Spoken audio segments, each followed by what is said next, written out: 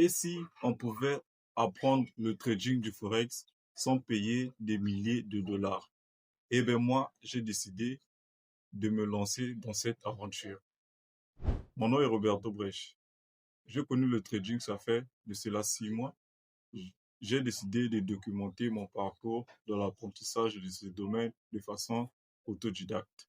Aujourd'hui, nous allons parler de pourquoi trader le marché du Forex. Dans la précédente vidéo, j'ai cité les types de traders qui existent et pourquoi le choix du Forex. Le Forex est l'un des marchés les plus grands en matière de capitalisation boursière. Plus de 7500 milliards de dollars circulent sur ce marché quotidiennement. Donc, en tant que débutant, se pencher sur ce marché qui a beaucoup de liquidité est une bonne affaire pour vous. La liquidité est tout simplement comme dans une façon physique, nous avons sûrement dans chaque pays africain, par exemple, un grand marché. Et ce grand marché, si vous avez un bon produit et vous voulez le commercialiser, vous voulez que plus les gens le voient, vous choisirez peut-être aller le commercialiser dans un grand marché.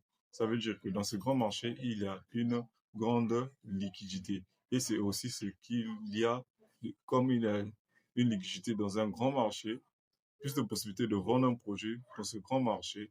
Donc, c'est la même liquidité qu'il y a sur le Forex. Donc, vous avez la possibilité de vous faire assez d'argent. Il suffit que vous soyez formé. Et lesquels qui participent sur le marché du trading? Lesquels qui font bouger les courbes dans le marché du trading? Les acteurs du marché du trading sont les banques centrales, les banques commerciales, les entreprises institutionnelles, les fonds d'investissement et les brokers et aussi les particuliers. Au départ, les particuliers n'avaient pas la possibilité de trader sur le marché du Forex. Donc, plutôt moins de traders particuliers avaient la possibilité de trader sur le marché du Forex parce que au départ, il fallait un très grand capital pour y participer.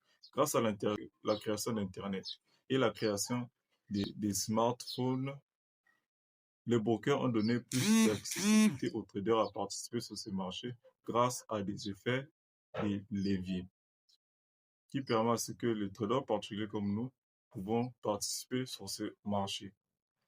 Le marché du Forex est ouvert 5 jours sur 7, dans les jours ouvrables, le lundi, le mardi, le mercredi, le jeudi et le vendredi. Le samedi, dimanche, le marché est fermé. Les traders vont souvent se reposent et passent à autre chose. Les traders particuliers tradent sur le marché du Forex grâce au broker. Le broker est donc cette entreprise-là qui est l'intermédiaire entre le marché du Forex et le trader.